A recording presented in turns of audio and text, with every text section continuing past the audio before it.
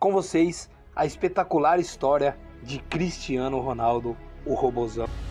Sim!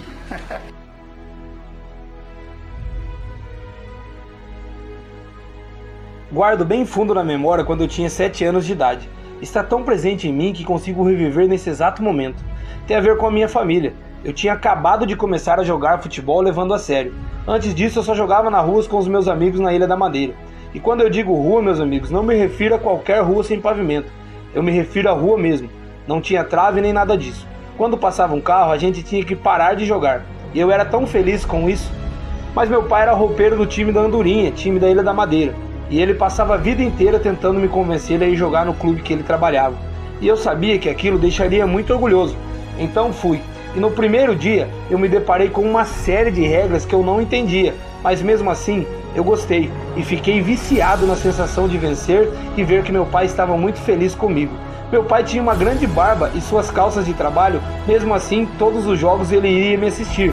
Ficava do lado do campo, mas minha mãe e as minhas irmãs, que não tinham qualquer interesse em futebol, todas as vezes que meu pai falava sobre mim, elas nem davam bola. Certa vez meu pai chegou no jantar e disse muito entusiasmado: "O Cristiano fez um gol." E minha mãe e minha irmã dizia: "Que bom", e não davam a mínima. Em outra oportunidade, meu pai chegou muito feliz em casa e disse: "Hoje o Cristiano fez 2 gols." E elas só disseram: "Ah, que legal, Cris."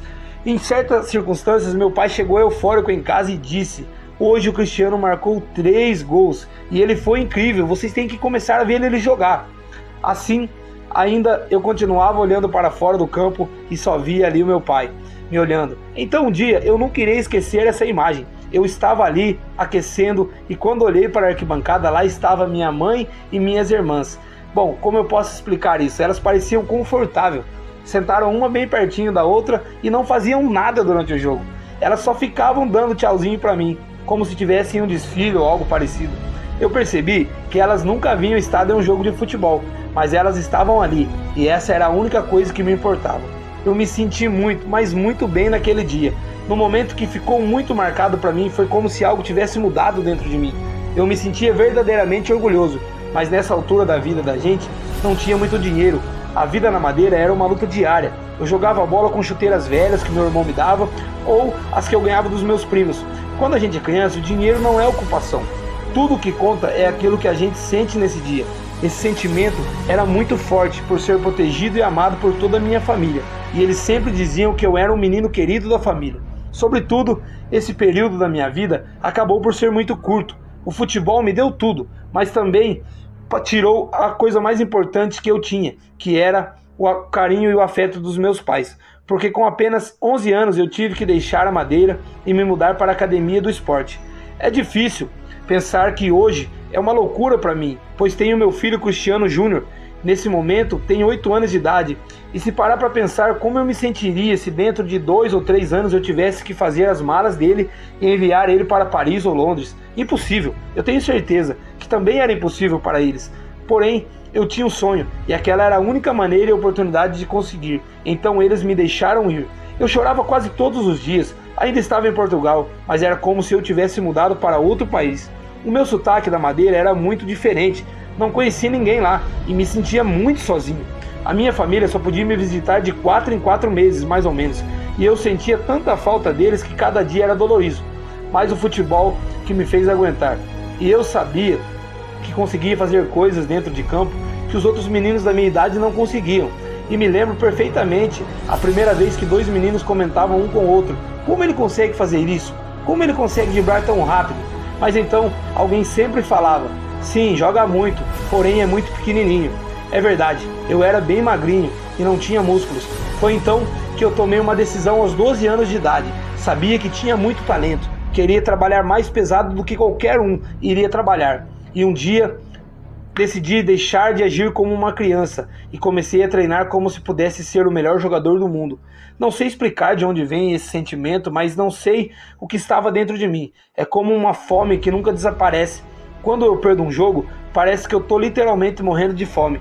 e quando eu ganho, é como se eu ainda tivesse com muita fome e tivesse acabado de comer apenas uma migalha. Essa é a única forma que eu consigo contextualizar esse sentimento que comecei a fugir na noite do dormitório para ir treinar, para ficar mais forte e mais rápido. Depois disso, quando eu entrava em campo, as mesmas pessoas que antes cochichavam, é bom, mas é tão magro, agora olhavam para mim com espanto e diziam, como pode? Quando eu fiz 15 anos, eu me virei para alguns dos meus amigos e disse, um dia vou ser o melhor jogador do mundo.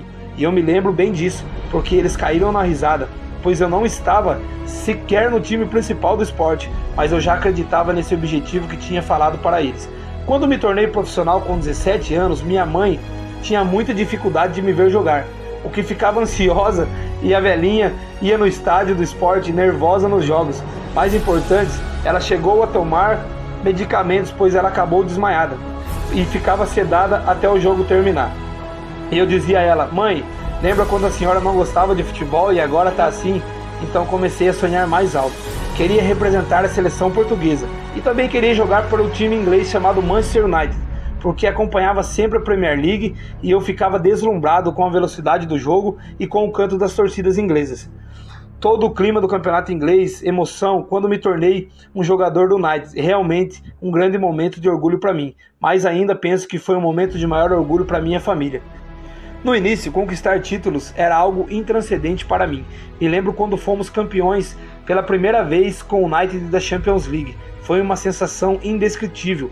O mesmo aconteceu quando a minha primeira bola de ouro veio, mas os meus sonhos não deixaram de aumentar, porque é para isso que servem os sonhos, não é? E eu digo que sempre admirei o Real Madrid e queria um novo desafio na minha carreira. Queria conquistar títulos no Real Madrid e queria quebrar todos os recordes. Resumindo, eu queria me tornar uma lenda do Real Madrid. Eu consegui feitos incríveis por lá, ao longo dos últimos 9 anos. Para ser sincero, sentimentos me despertam com uma conquista. Agora são diferentes especialistas nos últimos anos. Quando não se ganha tudo, há quem considere isso um fracasso, porque quanto mais se ganha, mais se é cobrado. E hoje meu desafio é jogar em um time gigante, a velha senhora, a Juve. Não deixarei de fazer o meu papel, procurarei sempre fazer o meu melhor. Sim!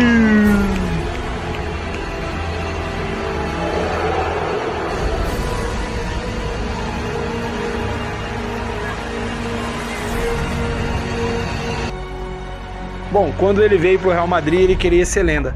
E esses são os números do Cristiano Ronaldo pelo Real Madrid.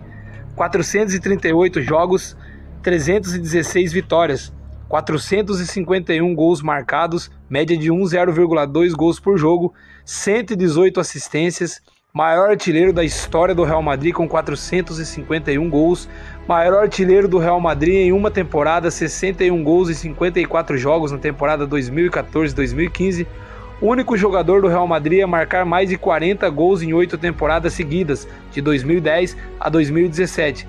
Maior artilheiro da história da Champions League com 120 gols. Maior artilheiro do Real Madrid na história da Champions, 105 gols. Maior artilheiro por um único clube na história da Champions, 105 gols pelo Real. Jogador de linha com mais jogos na história da Champions, 153 jogos. Jogador de linha com mais minutos jogados na Champions, 13.274 minutos. Maior artilheiro do Real Madrid na história do Campeonato Espanhol, 311 gols, segundo maior da história. Melhor média de minutos por gols de um jogador com mais de 100 partidas no Espanhol, um gol a cada 81 minutos. E os prêmios individuais são extensos. 5 bolas de ouro da FIFA, 4 jogando pelo Real. 4 chuteiras de ouro, 3 jogando pelo Real. 2 bolas de ouro da France Football, 7 vezes artilheiro da Champions League, 6 pelo Real. 3 vezes artilheiro do Campeonato Espanhol. Títulos pelo Real Madrid, 4 Champions League, 3 Mundial de Clubes, 3 Supercopas Europeias, 2 Europeias, 2 Campeonatos Espanhóis, 2 Copas do Rei e 2 Supercopas da Espanha. Bom, galera, como destaque aqui era a história, a lenda que ele fez, que se formou no Real Madrid. Antes dele chegar no clube merengue, ele tinha ganhado já na carreira uma Supertaça de Portugal na temporada 2002 pelo Sporting, pela temporada 2003-2004 uma Taça da Inglaterra, 2 taças da Liga Inglesa, 2 Supertaças da Inglaterra, um Mundial de Clubes em 2008 e 3 campeonatos inglês. E ele ainda soma 2 títulos com a seleção portuguesa, uma Eurocopa em 2016 e uma Liga das Nações em 2019. E hoje, com 35 anos, o Robozão defende a velha senhora Juve. E indo para o seu 3º ano de Juventus, já tem no seu currículo uma Supercopa da Itália em 2018 e um Campeonato Italiano em 2019. Bom, esse foi o vídeo, essa foi a história dessa lenda, desse mito, desse monstro chamado Cristiano Ronaldo. Se você curtiu, deixe seu like, se inscreve no canal. Tamo junto, vai Galáctico!